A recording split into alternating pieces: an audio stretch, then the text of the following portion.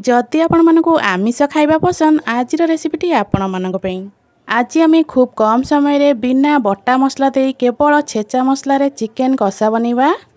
Chicken कषा हो मसला हो कि तरकारी समस्त से गोटे प्रकार मसला देकी चिकेन को बनई थांती, किंतु सेही समान मसला दे केमिति अधिक स्वादिष्ट बनैबा सेटा आज जानि नबा। नमस्कार, मु रश्मि यूट्यूब रे आपण समस्त को स्वागत। एबे चलंतु बनैबा आजिर रेसिपी चिकेन कषा बनवाई। प्रथमे तुमको चिकेन दरकार, जोटा कि एटी मु 1300 ग्राम भाया चिकेन नहीं। चिकेन को एटी मु भल भाव में धुआ धुई कर नहीं जाइए। एटी आपण माने देखि पारुथिबे मु एटी बड़ बड़ साइज रो चिकेन नहीं। आपण माने नॉर्मली घरे चिकेन तरकारी बनैला बेले जेतिकी साइज रो चिकेन नियंती ताठू टिके बड़ साइज रो चिकेन नेबे। चिकेन को एटी मु भल भाव में सफा कर देछि। एबे ताको आमे मैरिनेट करिबा। मैरिनेट करिया पई मु एटी हाफ चमच रो हळदी गुंड देथिली, हाफ चमच लूण देथिली। लूण आम पचर मध्य यूज करवा से मुझे अल्प लुण देती। एबे से 2 चामच भाया सोरिष तेल देती। एबे से फाड़े लेंबू को भल भाव में चिपुड़ी देती। लेंबू दबा द्वारा आमर आमिषर स्मेलटा कटि जाए, तरकारीटा खाइबापी बेस भल लगी थाए। तो आपको एबे हाथ में भल से आम गोड़े दबा। ये आमर चिकेन ने लुण हलदी सब भल से मिसी गलानी। एबे आको आम कभर करदबा। कभर करके पूरा आधा घंटे पे साइड रखिबा। चिकेन कषा बनवाई मुझे गोटे कड़े नहीं जाइए। आपड़ एमती कड़े कि हांडी किसी भी नहीं पारे। गोटे भारी जिनस ने जमीक चिकेन कषा बनला बेले तलू आमर जमी न लगे। तो ये मोर कड़े भल से गरम हो सारापर से 3 ରୁ 4 चामच भाया सोरिष तेल देती। आमर भल से तातीगला से अल्प गोटा मसला दबा। गोटा मसला रे मुझे अलैच, गोलमरिच, डालचीनी और लवंग। गोटा मसला टिके भल से भाजीगला से पियाज को दबा। मुझे 4टा बड़ साइज पियाज को एमती लंबा लंबा भाव में काटिक रखी देदबा। पियाज को एटी आम भल से पूरा गोल्डन ब्राउन कलर कर भाजवा। गैस फ्लेम को हाई करदेवे। या हाई फ्लेम रे एपट सेपट करके 3 ରୁ 4 मिनट भाया भाजिले पियाजर कलर आमर आस्ते आस्ते चेंज हो। पियाजटा आमर जे पर्यंत भल से भाजी होची। एबे चलंतु गोटे मसलाटे बनईदबा। मसला बनवाई मुझे गोटे बड़ साइज पियाज को एमती छोट छोट खंडे काटिक रखी। आउ 2 खंड अदा नहीं ताकूमती चोपा छड़े काटिदेची। 2टा पियाज को एमती तार कोला बाहर कर रखी। आपको आम ए छेचिबा। सब मसला को अलग अलग कर छेचिकिना रखिदेवी। देखो ये सब जाक मसला को मुझे अलग अलग भाव में छेची देची। आपण मैंने तो बटा मसला सब चिकेन बनाते थे एमती छेचा मसला दे चिकेन बनातु। बटा मसला ठू छेचा मसलार टेस्टा पूरा गोटे अलग प्रकार होता है। ये आम पियाज को भाजबार प्रायतः 4 ରୁ 5 मिनट भाया हो गलानी। पियाजटा ये मोर पूरा बढ़िया से गोल्डन ब्राउन कलर हो जाइए। तो ये आम छेचा मसला सब ऐड करवा। ये मुझे जो पियाज, रसुण और अदा को छेचिक रखी सब मसला को ये देदबा। मसला को दे सारापर टोटाल 4 ରୁ 5 मिनट भाया भल से एपट सेपट करके आम भाजीदबा। जदि मसला को एमती भाजवा समय मसला आपण मानकर तलू टिके लगी जाउथुवा तो सेठी अल्प पानी मध्य आपण माने देई परिबे। गैस फ्लेम को लो रखिदे। हाई फ्लेम रे आकु एमती भाजिले तलू आमर मसला लगी जिवो। लो फ्लेम रे आकु टोटाल 4 ରୁ 5 मिनट भाया भल से भाजिबे। एटा टिके भल से भाजी गला परे एटी मु 2टा बड़ साइज रा टमाटो को काटी रखिथिली ताकु एबे एथरे दे देउची। टमाटो को देकी आकु आ 3 ରୁ 4 मिनट भाया भल से एपट सेपट करी भाजिबे। गैस रा फ्लेम को जमा भी हाई करिवेनी, सेही लो फ्लेम रे ही आकु भाजी। एठी देखंतु मोर मसला सब पूरा भल से भाजी गलानी।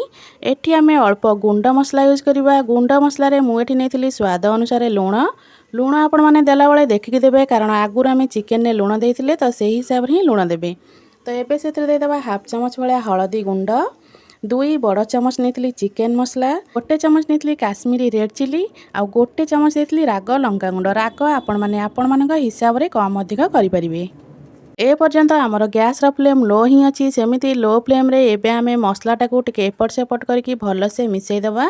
मसला को टोटाल आमे 10 ରୁ 15 मिनट भाया भल से कसेइबार अछि। तो एठी मोर मसला कसेइबार प्रायतः 4 ରୁ 5 मिनट भाया हेलानी। मसला टिके सुखा सुखा लागुतला, सेति पई मोटी 2 चामच भाया पानी देइथिली। पानी देकी मसला को टिके भल से गोळेइ दबा। तापरे आकु आमे घोड़ेइ किना 7 ରୁ 8 मिनट पई आकु भल से आमे कसेइबा। मसलाटा को जिते भल से आपण माने कसेइबे चिकेन कषार टेस्टा सेते भल आसी थाए। तो आकु मु कभर करके 7 ରୁ 8 मिनट पे छाड़ी दउची। मझे मझे घोड़णी काढ़ी ताको गोळौथिबे, पुणी ताको घोड़ेकी आपण माने कसेइबे। एमिति कसेइबार मोर 7 ରୁ 8 मिनट भाया एठी गलानी। आपण माने देखंतु एठी तेल पूरा मसला ठू अलगा हे गलानी। तो मसलाटा एठी मोर भल से पूरा कसे गलानी। एबे सेथरे मु मैरिनेट कर रखिबा चिकेन को दे दउची। एबे चिकेन को आमे भल से टिके गोळेइ दबा। आपण माने चिकेन कषा हो कि चिकेन मसला घरे बहुत थर बनैथिबे। थरे एमिति उपाय रे बनांतु, स्वाद निश्चय आपण मानकु अलगा लागिबो। एठी मु आपको कही रखुची जदि आपको आज रेसिपीटी भल लगे भिडियोटा को लाइक करेंगे शेयर करेंगे चैनल जदि नुआ थे सब्सक्राइब तो निश्चय ही करदे। ए पर्यंत मु गैस फ्लेम को लो रखिकी चिकेन को कषुची। आपण माने जमार भी गैस फ्लेम को हाई करेंगे एमती लो फ्लेम रे ही चिकेन को कषिबे। आमे एथिरे टोटाली पानी आमे यूज करबानी। चिकेन रो जो जूस बा पानी बाहर से ही हमर चिकेन कषाटा हम से आमे जदि चिकेन को कषिबा ताहेले जाई चिकेन कषाटा बहुत ही बढ़िया टेस्ट लगिबो।